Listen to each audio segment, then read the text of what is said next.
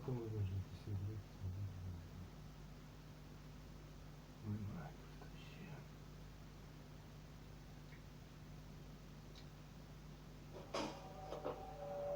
Надо перевести просто.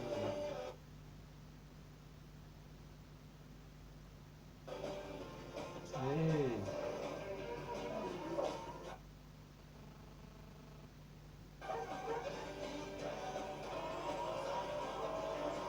Качественные перемены в жизни видно сразу.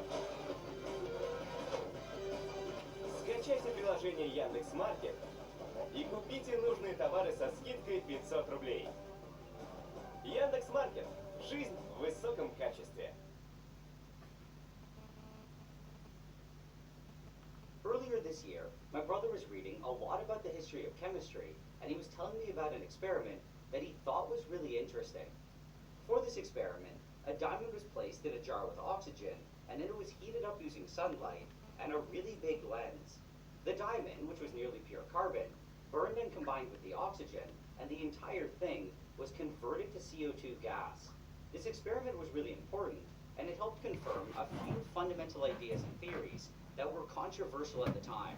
The thing that my brother found most surprising, though, was just the fact that it was possible to burn diamond, and when he told me about this, I had pretty much the same reaction. For some reason, we were always under the impression that diamond was basically indestructible, but that really isn't the case. To be fair, it's really hard and chemically resistant, but when it's heated until it's red hot, it can start reacting with oxygen. As we talked about this more, we joked about burning diamonds and then using that CO2 to make carbonated water. We thought that the idea of making carbonated water using diamonds was really funny and interesting, and if it worked, we'd kind of be able to drink diamonds.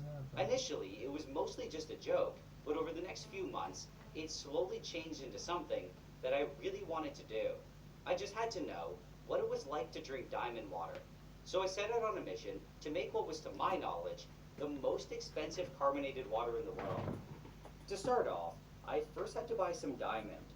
Large and high carat diamonds are of course extremely expensive and can easily cost millions, which is just slightly above the budget of this channel. As the size goes down though, the price does as well, and after searching for a while, I found what I felt was one of the best deals. It was on eBay and it was offering 5 carats or 1 gram of nice and clean uncut white diamonds for $47. I definitely could have gotten this price lower if I went with even smaller diamonds or something like diamond dust, but I didn't want to go so small that it stopped looking like diamonds altogether. I thought that what I found was a good balance of size, quality, and price, but I'm not exactly a diamond expert, so I honestly have no idea if it really was a good deal. I did some rough calculations, and I found that I probably needed about 4 grams, so I bought 4 orders from this listing. In total, this came out to be just a bit over $200, and it took about a week to arrive. They all eventually showed up in their own separate bags, which I thought looked oddly suspicious for some reason. The diamonds themselves were about as small as I had expected, and they looked like slightly oversized grains of sand. Despite being so small though, they were still clearly diamonds, and they were actually able to sparkle a bit.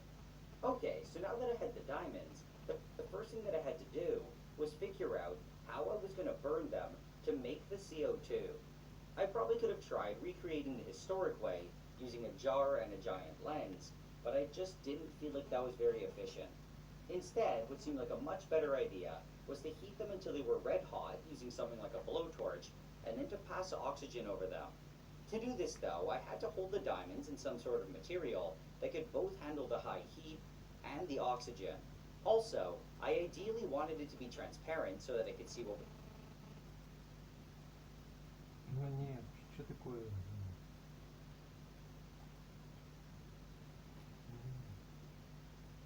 Не сейчас.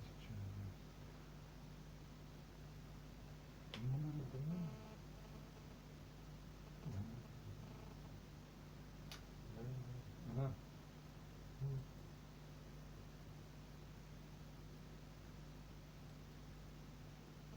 Going on, and it seemed like glass was the only real option that I had.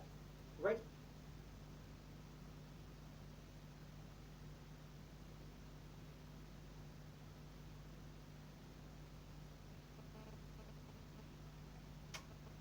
Блин, вообще просто нереально.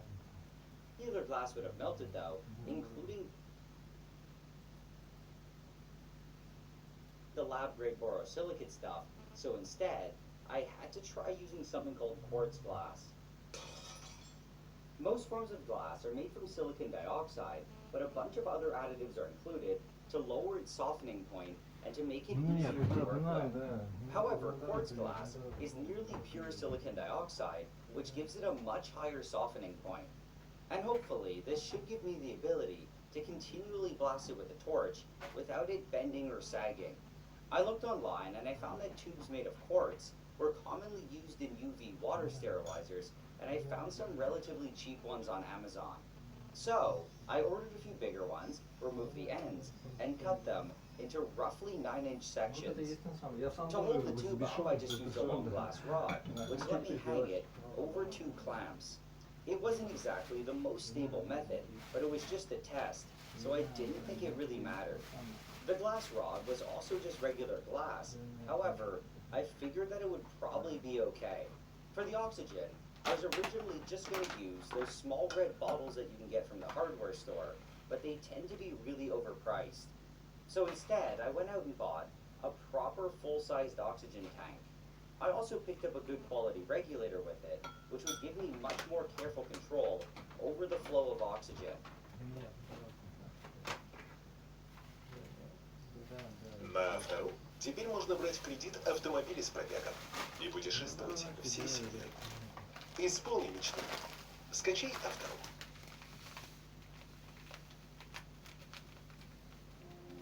One, two, breathe, 3, 4, and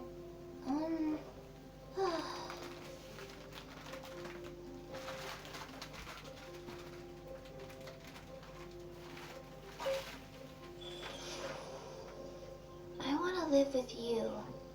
I want to ask, can we always stay together for the rest of life? Until death?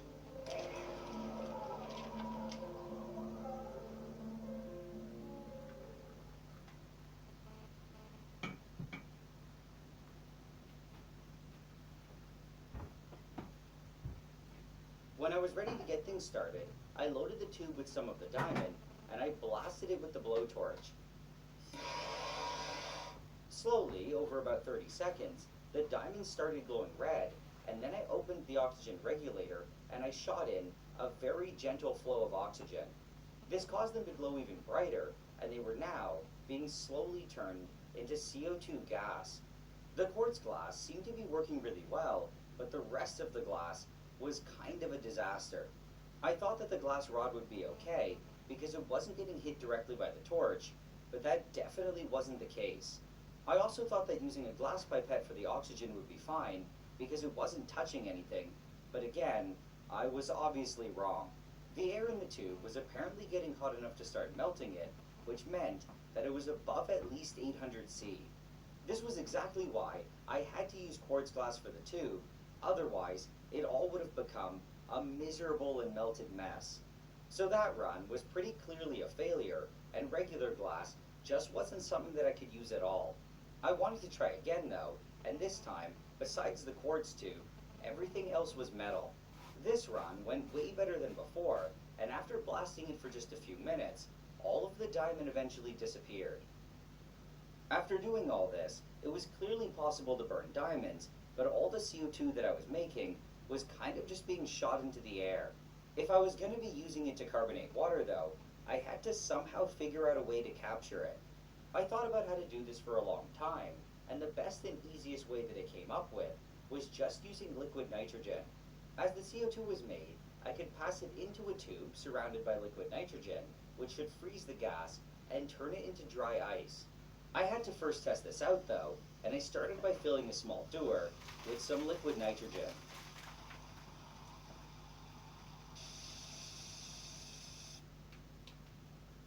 Then after that, I dropped in a test tube, and I waited for it to cool down.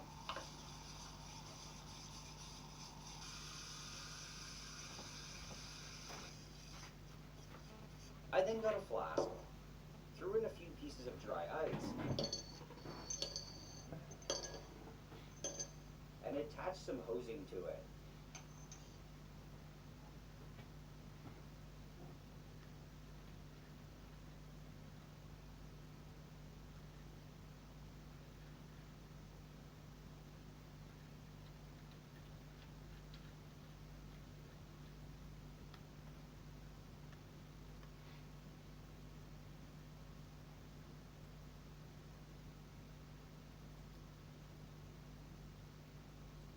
With this setup, the dry ice was slowly turning back into CO2 gas and then traveling out through the hosing.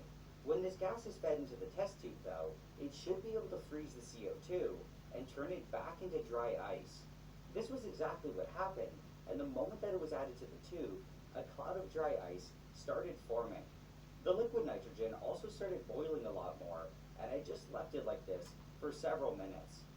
After that, I pulled out the hosing, and there was a huge chunk of dry ice that had formed around it.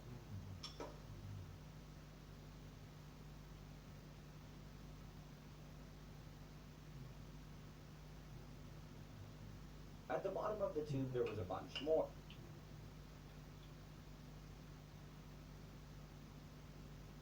And to get it out, I just hit it while it was upside down. So from this, it all clearly worked, and the liquid nitrogen was definitely able to freeze the CO2. I now knew how I would burn the diamonds and collect the dry ice, but after this, I had to somehow use it to carbonate water, and this would have to be done under pressure. I'm sure there are many ways that this could have been done, but what I wanted to do was to somehow use one of those kitchen soda makers. I mostly wanted to do this because I just kind of thought it was funny, but also, I thought that it would be really satisfying to be able to see the diamond CO2 being shot into the water. To set this all up, I'd have to build some sort of pressure chamber and somehow rig it to the soda machine. I also wanted to make it as simple as possible, and after about a week of just tinkering with different ideas, I came up with something I thought would work. Overall, it was relatively simple, and I was able to buy all the parts that I needed online from a company called McMaster-Carr. All the parts arrived a couple days later, and I moved around all the pieces to lay out the basic setup. On the left was the main pressure chamber, which was basically just a pipe, and on the right was the pressure gauge, and below that was the valve. The idea was to throw the diamond dry ice into the pipe, then quickly seal it, and let it slowly turn back into CO2 gas and pressurize the chamber. All the metal here was 316 stainless steel, and it was rated at 3000 psi, which was way higher than it was ever going to get to. At most, it would never even get above 1000, and if it ever even got close to 3000, it would probably mean that the entire room was on fire. To put together most of it, I just wrapped each of the threaded pieces with Teflon tape, and I screwed them in. The only tricky part was this last end cap piece, which had no place for me to screw into. So to attach the pipe to the rest of the setup, I had to make a threaded hole myself. To do this, I started by drilling a small pilot hole in it. Then, I replaced the small drill bit with the bigger one that I actually needed, and I kept on drilling. After taking out a small amount of metal, I added some soapy water to help keep things cool. To hold the end cap, I was just using a cheap plastic lamp, which really wasn't very ideal. It wasn't able to hold onto it very well in general, and with the soapy water, it really had a tendency to spin. However, this didn't turn out to be a huge deal, and it was still relatively easy to drill the hole through it. Now with a hole in it, the next step was to make the threads using a tap.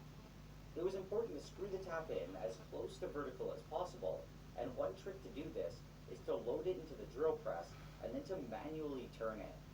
When I felt that the tap was deep enough, I loosened it and I took the whole thing from the press. I then clamped it down in my vise, lubricated it with some cutting oil, and I started turning the tap.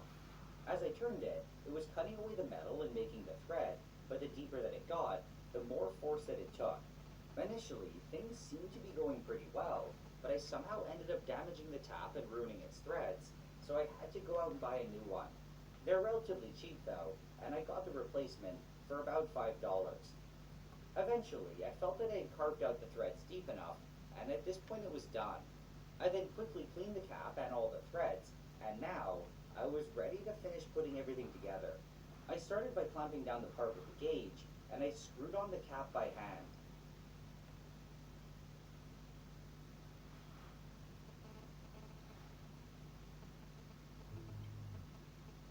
After that, using a pipe wrench, I really tightened it down. With this upper part of the chamber now ready, I just had to do a quick test to make sure that it all worked. I clamped down the lower pipe part, dropped in some dry ice, and then quickly screwed on this upper section. The dry ice was slowly turning back into CO2 gas, and with everything sealed, the pressure was slowly increasing. I then shot some soapy water onto it, which would start to bubble if there were any leaks. At this point, it all looked fine, but there was still barely any pressure in it, so it wasn't that surprising. As the dry ice was turning back into a gas, it was cooling down the pipe a lot, and it caused most of the water on it to freeze. To properly test it, I was going to have to wait for all the dry ice to disappear, and for the whole thing to get back up to room temperature. It ended up maxing out at around 600 or 700 psi, and I shot the soapy water on it again. Pretty much all the joints still looked good, except for the one next to the valve, which was clearly bubbling. This just meant that it wasn't tight enough, and I'd have to screw it on a bit more. The test was now over, and I opened the valve to let everything out.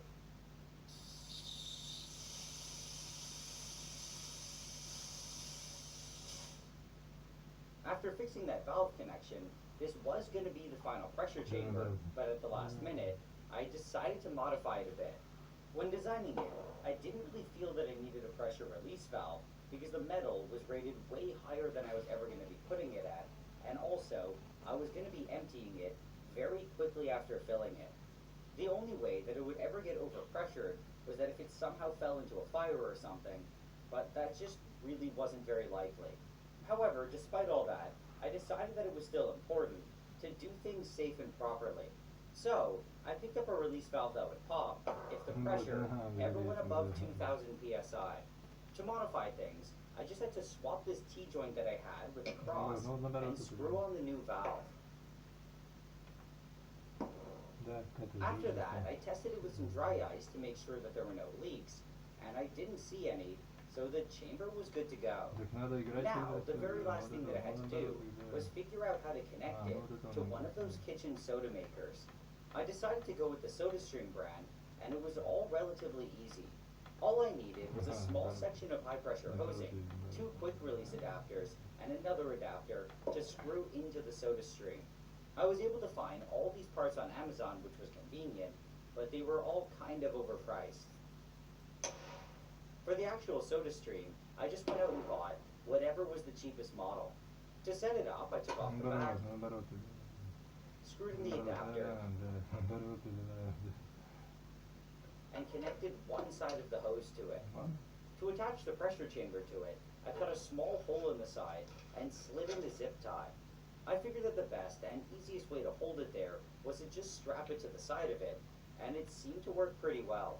I then attached the other end of the hose to the valve, and the setup was finally done. I did a few quick tests to make sure that the system wasn't leaking or anything, and it all seemed to be good. So now, I guess I was finally ready to try and make the diamond water.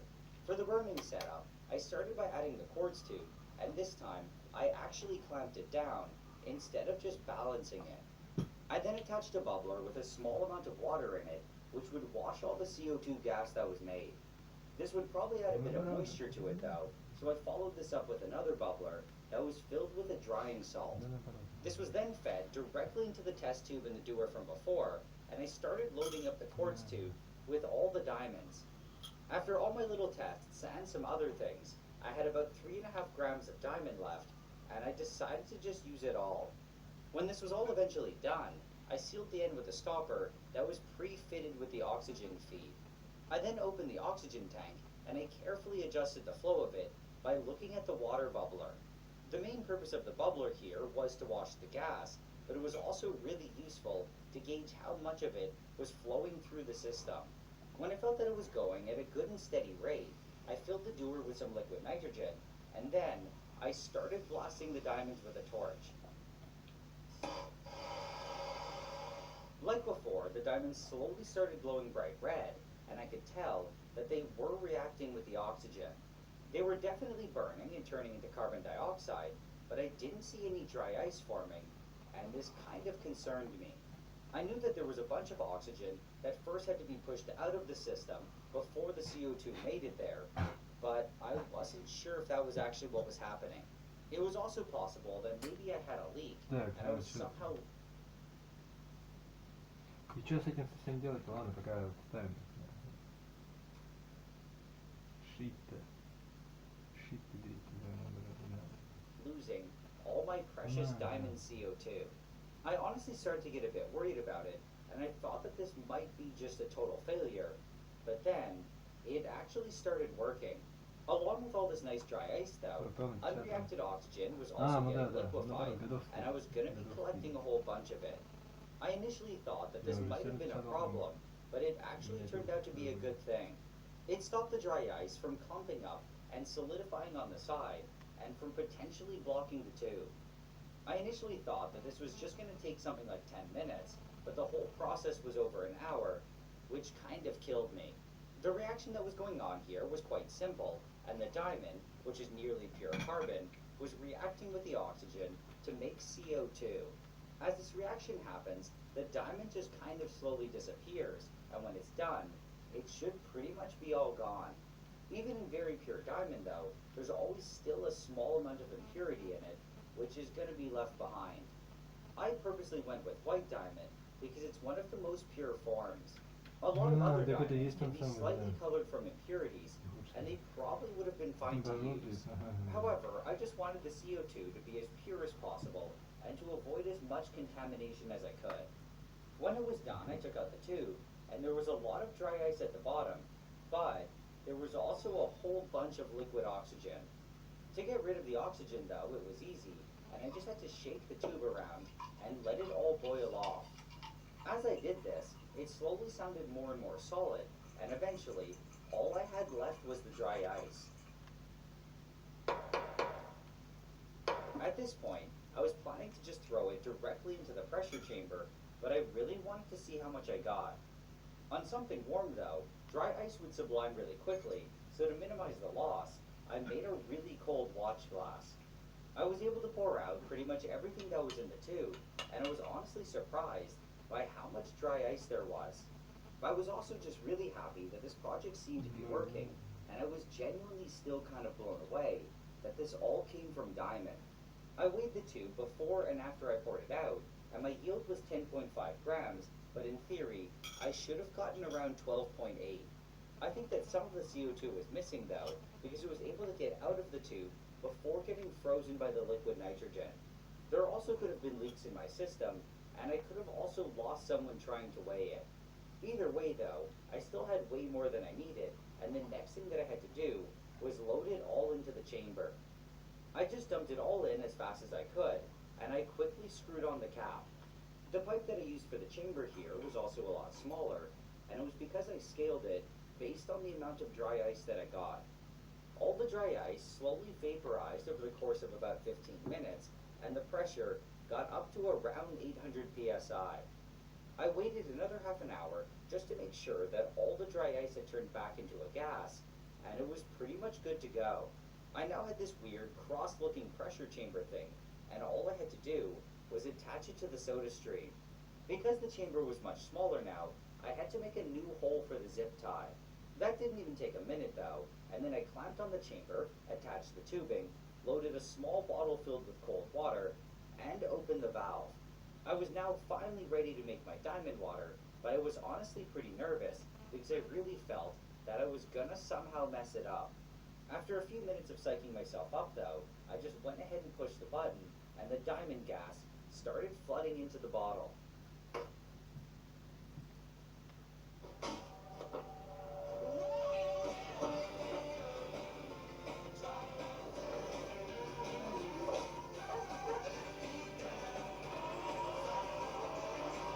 Качественные перемены в жизни видно сразу. Скачайте приложение Яндекс.Маркет и купите нужные товары со скидкой 500 рублей. Яндекс.Маркет. Жизнь в высоком качестве.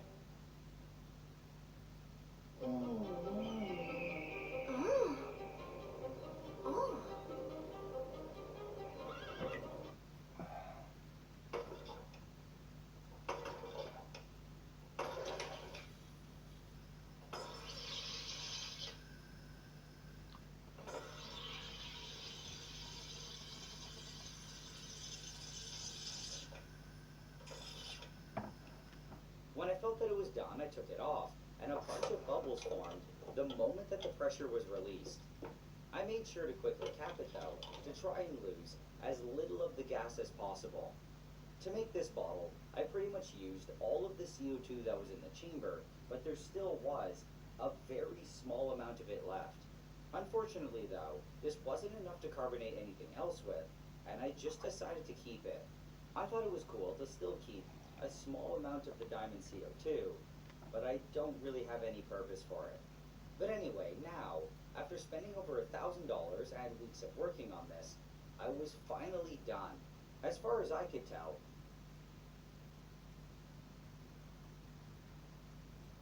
I'd successfully carbonated water using diamonds, and I was honestly surprised that it worked this well. At over $1,000 for this bottle though, not even counting labor, I still wasn't sure if it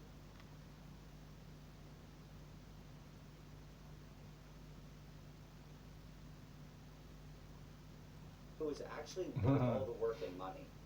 However, I was really hoping that once I tasted it and experienced the amazing flavor of diamond CO2, that all those doubts would disappear. Okay, so it's finally time to taste it and to see how it is. So.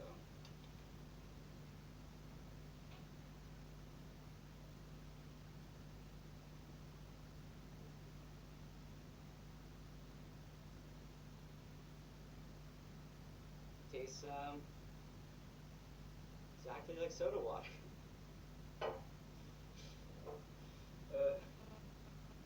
Weeks